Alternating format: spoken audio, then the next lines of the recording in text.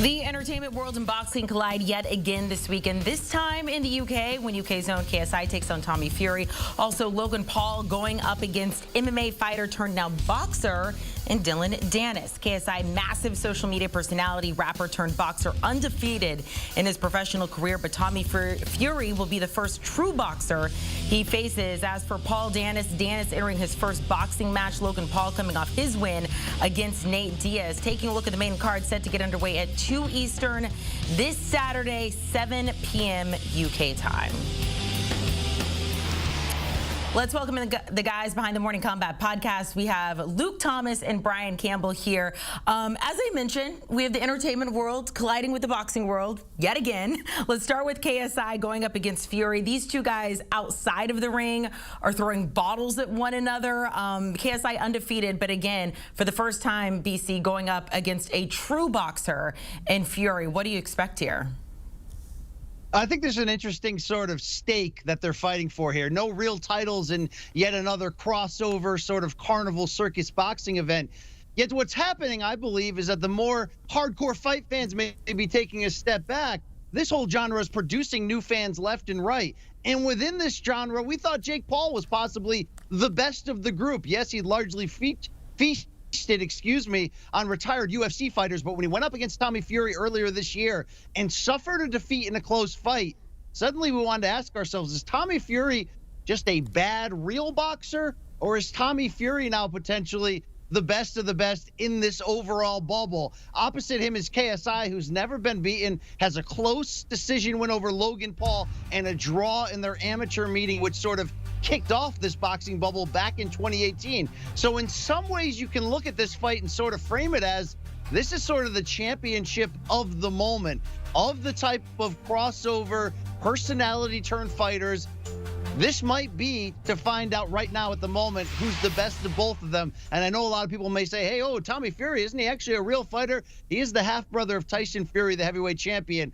Real fighter, though, in this case has to have some quotes, as maybe you can argue he's more known as a reality star than anything else. Either way, I expect an interesting competitive fight between two guys who do take this very seriously. Yeah, I'm a little less optimistic relative to BC. I mean, when you say true boxer, it's sort of hard to know exactly what you might mean by that. He is a professionally licensed boxer, and of everyone on this card, it's true he has the most professional experience, and I would say the best win in beating Jake Paul. But like, what does any of that actually mean? If you just look at the full length of Tommy Fury's boxing record, it's not exactly distinguished. He's got opponents on there with several of his opponents with super upside down records, vastly more losses than wins. And again, through 9 or 10 fights, it's not supposed to necessarily be any different. But this idea that like, but for this foray into the KSIs and Logan Pauls of the world, or Jake Paul's anyway, he would be getting a world title. That's, I mean, no, like there's no future where that really exists, at least not one that we can detect right now. And let's be real, KSI's last fight, he won and then was overturned to a no contest because he won with a slashing elbow. It was accidental, but that's exactly what it was. It wasn't exactly a punch.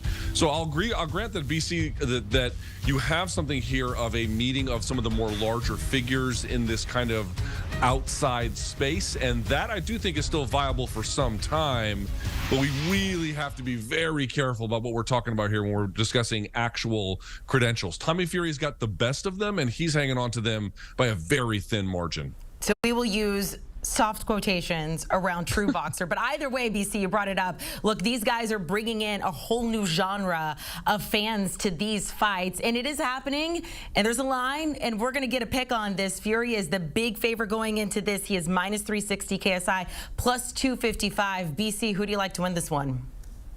Well, I do respect KSI as a boxer. I know he's known more as an influencer, a rapper, and now a businessman behind the Prime drink movement.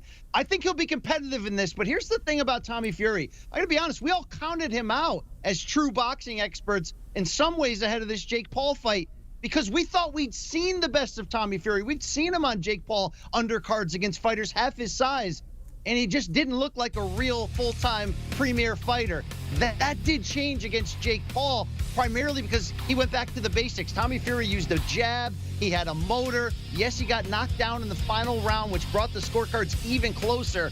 But if there's real credible skill in here, it may come from Fury, who I believe felt the pressure of his family name ahead of this last fight, put in the best training camp of his career. This is his fight to lose, as you see from the odds. And as long as he stays behind that big jab and shows some threat with his right hand, it should be enough to get the decision against a game, but let's be honest, very novice KSI. Yeah, I share BC's perspective on this one. Tommy Fury, again, has vastly the most real boxing experience. And he does have real boxing experience. He has made the walk several times. He has had camps. He has gone numerous rounds. Of course, his fight with Jake Paul, I believe, went the full distance in 8 rounds. So he's got a fair amount of experience, certainly relative to KSI and the rest of this field. And for that reason, I think that will be the difference maker in the end. KSI, I do take his effort at getting better seriously. In other words, like, has he done the requisite work with the time he's had to, make the best account of himself? For sure. I take nothing away from him in that regard. But in terms of the skills he's actually acquired to do something reasonable, he is not even close to anything that you would recognize as a professional level talent. So I think Tommy Fury is going to get the best of him on Saturday. But they're both kind of in this weird space. We shall see. All right, let's go to the next space. Logan Paul versus Dillon Danis here. Look, these two guys, making no secrets, they do not like each other. They loathe each other. Dillon Danis saying, I'm going to choke out Logan Paul in this. He is coming from the world of MMA. I am not sure if he remembered. He agreed to a boxing match. BC, what can we expect here? Well, you called him MMA fighter. Let's be loose with that definition as well. He's a jiu-jitsu phenom turned coach, turn influencer who's been on the wrong end of some public fights lately.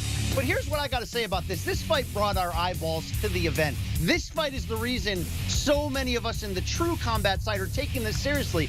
Why? Because we expect a great fight between two great boxers? No, because this build has been not just WWE style, it's been so over the top with cyberbullying, restraining orders, lawsuits, as Danis has continually tried to expose Logan Paul's fiance for her own dating history, and this overall threat here that I'm not even sure this fight's going to happen on Saturday. What do I mean by that?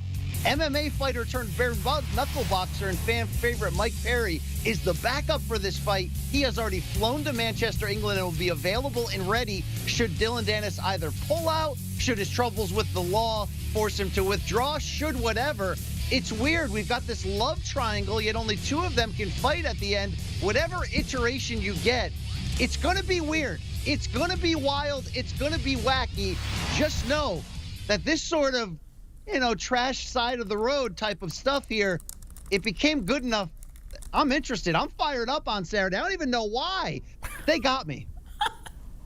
It's been a while, actually, since Jerry Springer has been on TV, but we're going to get the ghost of him or some version of it on Saturday with this one. Yeah, this one's going to suck. It's going to be real bad. This is, listen, Logan Paul's a decent athlete, I actually think, and he's, from what I understand, has taken to WWE quite well, which, of course, is not real fighting, but requires a degree of athleticism and hard training in order to accomplish those tasks. And my understanding is he can do that quite well. I give him respect for that. And Dillon Danis, for folks who may not know, was part of what's called the Marcelo Garcia Brown Belt All-Star team out of New York City. Marcelo Garcia is widely considered to be, if not the best, close to it in terms of the best Brazilian Jiu-Jitsu black belts of all time. He won multiple titles in the gi, multiple titles without the gi, world championships left and right. And for a time, Dillon Danis was one of his star students. But when Dillon Danis made this weird turn to like influencer, Marcelo Garcia kicked him out of the gym and he went in a different direction. He ended up with Unity BJJ, which was another good team. He had some titles at black belt, but he kind of petered out, fought for Bellator a couple of times. That kind of petered out. And then he went in this direction where people would just dunk on him relentlessly on social media, but it grew his fame, it grew his size, it grew his fortunes. Of course, we know about his relationship as a sort of coach, trainer, whatever, with Conor McGregor, and here he finds himself. BC is right. This is actually something of the main event of this particular overall card. These two guys have had by far the most acrimonious buildup, but woo, I don't think either of them can box, and I think it's going to be real ugly and real stupid on Saturday. Buckle up, everyone. Bring a helmet. We get real ugly, real stupid. And here's the thing, though. Yes, for us, when we're watching this, you're like, this is terrible. I don't know what they're doing. But BC, you mentioned it. Weird, wild, and wacky. And people are going to watch. People are going to want to bet on this. Logan Paul minus 450. Danis plus 300. Give me a pick. If the fight does happen, what do you think happens? Well, if you're a sharp bettor out there and there's a bet house where you can get a bid on the disqualification, oh, I would take it here for Logan Paul versus Dillon Danis. Because let's be fair, Dillon Danis is known as a fighter for his ground game, as we just talked about, not known at all for his hands. And this will be the first time in an actual sporting event, not a parking lot where he's taking a punch from another influencer looking for clout. This is a real fight. It's going to be weird if it goes on as scheduled. Either Logan Paul is going to win by knockout, gross decision, or disqualification. Understand that. This is a charade. Dillon Danis will most likely be looking to survive unless there has been hours upon hours of real boxing training that can surprise us all.